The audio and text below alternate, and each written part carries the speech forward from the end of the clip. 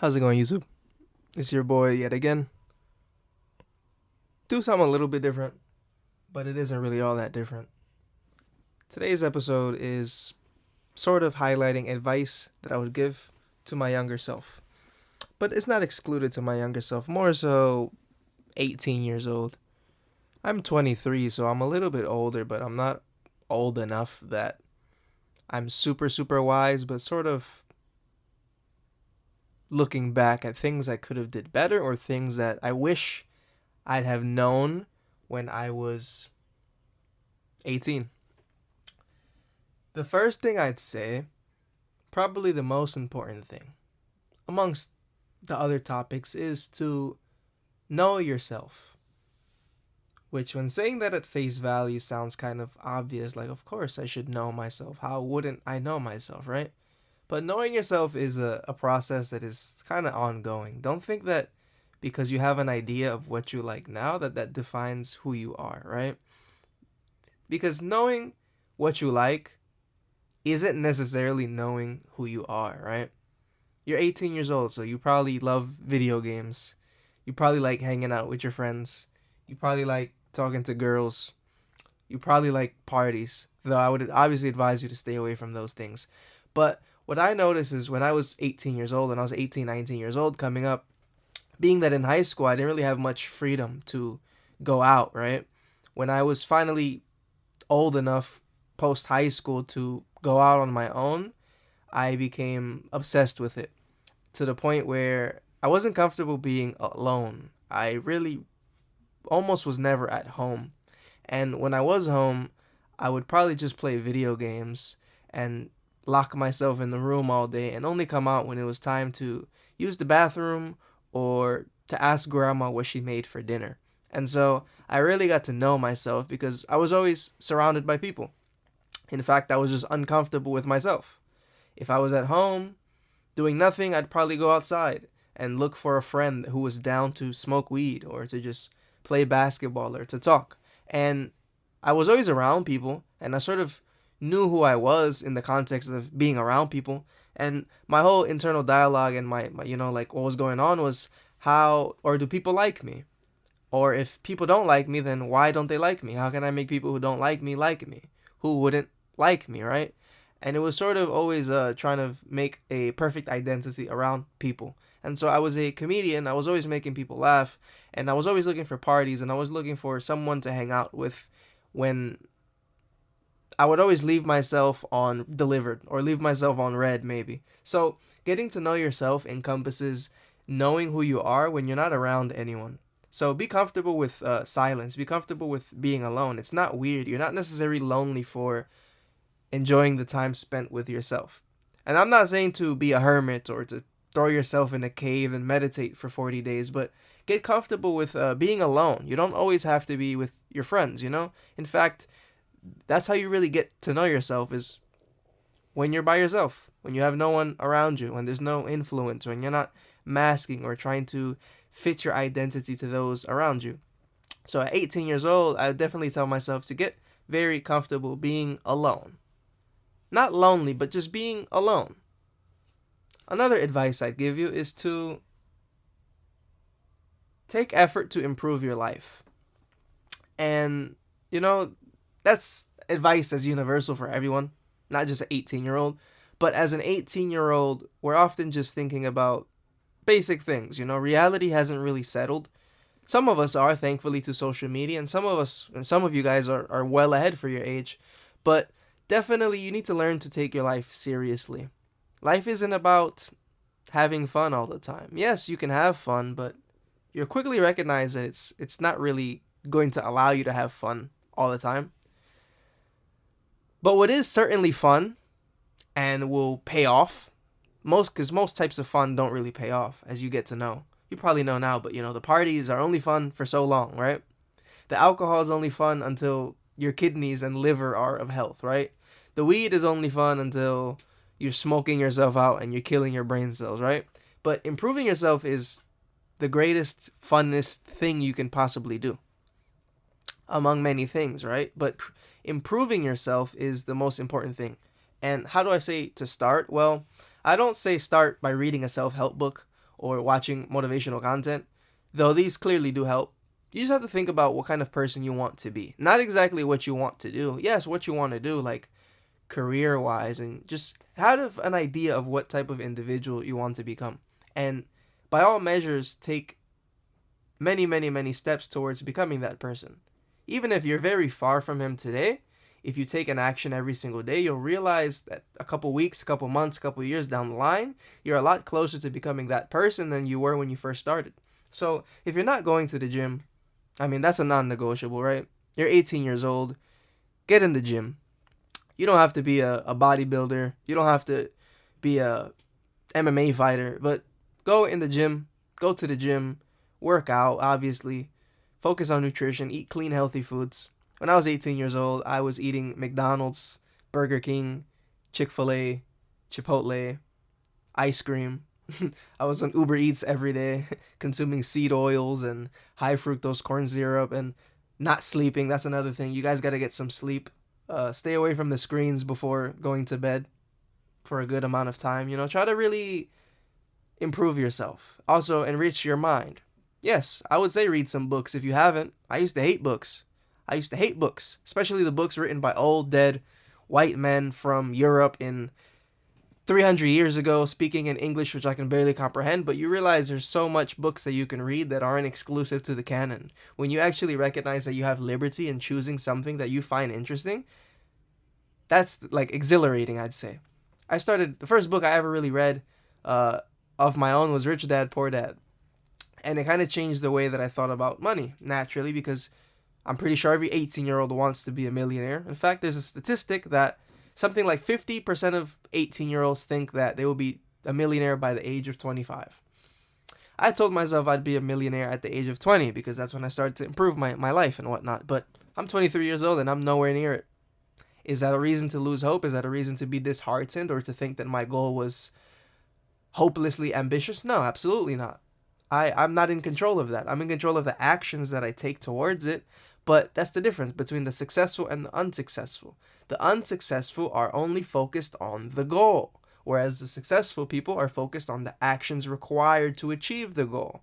And as an ambitious individual, I'll tell you guys now, you guys have to be detached entirely from the results because you're not in control of that. The only thing you're in control of is the action. So find something that you are willing to sacrifice and something that you're willing to put in hours and hours and hours and potentially not see anything from it, and stick to it. Because I guarantee you, it's not about starting. It is, clearly. That's what they say. The hardest part is getting started, which is true for some people, but that's not the hardest part. The hardest part is getting started and then staying involved in that thing continuously without receiving any reward from it. When you have to grind, when you're questioning yourself on, oh, maybe this isn't for me, I think I should quit, you know? When you don't want to do something and you continue to do it anyways without results, that's the hard part.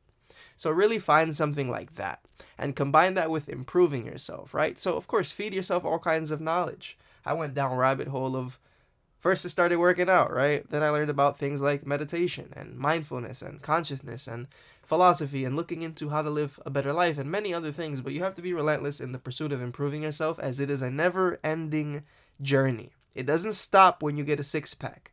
It doesn't stop when you're no longer depressed. It doesn't stop when you've now established confidence. It is continuous. It is continuous, continuous, and continuous. And the further you go about learning how to improve your life, the more you learn about yourself, right? So definitely make effort to improve your life. Clearly work out, eat healthy foods. Learn to treat yourself spiritually, mentally. Be kind to yourself. That's another thing. I feel like a lot of us have that pressure of wanting to be millionaires and wanting to be the most interesting person in the bloodline before the age of 25. And so we are our own worst critics in many ways. When expectations do not match reality, we tend to throw ourselves in a hole. We get in dark places or we judge ourselves unfairly. And as I said earlier, to the person who's constantly progressing and constantly marching forward, yeah, you might step on a rock and stumble, but if you look back, you can realize the amount of ground you've really covered, right? Another thing I would say is to get off social media. or take breaks from it. Screens and social media have kind of distorted our perception of reality and human interaction in many, many, many, many ways. The need and the constant search for a dopamine hit has killed our attention span. The unrealistic expectations have neutered people's ability to make connections and communicate with one another. And seeing the abundance of gurus and successful people has also destroyed our expectation of what that really looks like. Don't go about chasing metrics or trying to be someone or trying to put out an image of anyone other than yourself. Social media is a means of connecting people, and yet it has done a lot more harm than good. I'd say write, man. I'd say start writing or start pursuing something creatively. I don't know. Make art, make videos, do something for yourself. Put yourself out there creatively. You can use social media for that, but I'd say social media is something you have to navigate very, very, very intelligently. Because me, for many, many, many years, I'd probably spend 9, 10 hours a day and watch fucking motivational content to not do it. To not do it. If you're just be mindful of the things that you consume. Please take a minute to realize what you watch. And if you're watching Goislap, if you're watching drama, celebrity drama, and you're in comment sections reading arguments, you're not doing good with your life. So obviously be mindful of the things that you consume, right? Consume things that are beneficial and contribute to the things that you hope to accomplish, or that they at least put you in a better mental space. But you have to couple consumption with action, because otherwise you're not really educating yourself. If you're just watching content, you're watching how-tos, you're watching business videos, you're watching self-improvement content like I did many times, right? If you're just consuming it without it expiring change or new actions or different, just for you actually acting on it differently, you're not educating yourself, you're only entertaining yourself. It's kind of like mental masturbation, essentially. You're just feeding your mind all these things, and you're like, wow, gym, business, I gotta do this, I gotta do that. But if you don't ever get up and do anything, then it's all in vain, essentially. These are the things that have come to my mind off the top, I'd say. Oh, another thing is people's opinions of you are meaningless. They are meaningless. Now, that doesn't mean, okay, disobey your parents or whatever. No, there's times where they kind of do matter. But if your entire identity is based on pleasing people and fitting in and being the type of person which other people agree with, you're looking at it wrong. People are going to say something about you either way, right? If you start that channel and you upload videos for 6 months and you have no subscribers, oh, look at him. Look at him making his goofy little content. Look at him with his little YouTube channel and his X amount of subscribers, right? You do something, they talk shit. If you don't do anything, they're gonna say something. Oh, he doesn't do anything with his life. He doesn't make anything. People are gonna say anything regardless. When you get to realize that people's opinions of you are irrelevant and have no say in the individual that you are, you'll be liberated.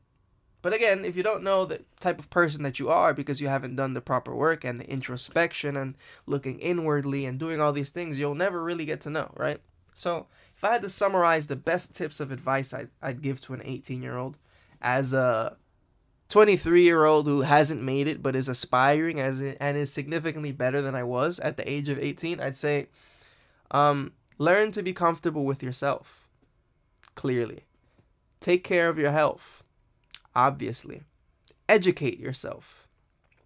Treat the soul with things that benefits it. Stay away from the worldly pleasures. I'm telling you now, I went to the parties, I smoked hella weed, I drank the alcohol, I was after the girls and stuff, though. It didn't really go well for me. And I'll tell you, brother, there is nothing good on the other side. And you're 18 years old, so you probably might want to see it for yourself. Every parent tells them to not do it, they still do it. You probably want to see it, but I tell you, those things will not really fulfill you. The things that will bring you fulfillment in life are following your purpose, are having a relationship with your creator, of being kind to people, of doing justice and sharing the brotherhood of humanity with your fellow humans, you know? Creative efforts. I think I don't want to get existential, but I think part of the reason we are here, not the objective part at least, is to create things. If you get stuck in a cycle of consumption endlessly, you're kind of gonna get depressed because we're not made to consume things all day long. You got to put yourself out there in the world. Part of discovering yourself. You won't discover yourself until you put yourself in uncomfortable environments. See how you react, see how you respond, see how you move, see what thoughts come to your mind. So, yeah, focus on your health. Of course, educate yourself. Treat your mind and your soul and your body. And don't care about people's opinions of you. And move forward. You've got so much more life to live. Don't at all think that it's too late for anything. Some people's lives don't start until 40. Someone who was broke at 25 could become a millionaire at 26. Someone who was born into wealth could lose it all in 4 months. Someone who was a loser for most of his life can become somebody. You can always become someone, but the thing is you have to be relentless in the pursuit of it and detached from the results of the absurd amount of action that you take. And remember that you are the greatest ongoing project that you will work on. You are your own greatest project. You're a work in progress until the day you turn to dust.